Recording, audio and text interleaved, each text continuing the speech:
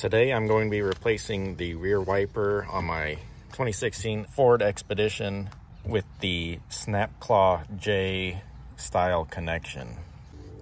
So I'm going to pull this entire arm back as far as I can, and I'm going to rotate this blade, and it's just going to come right out.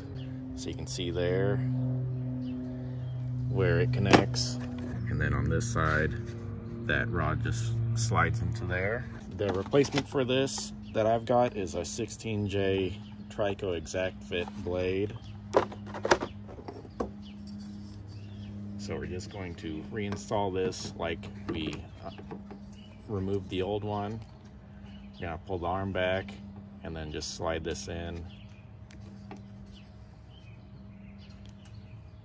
Make sure that we've got it lined up correctly,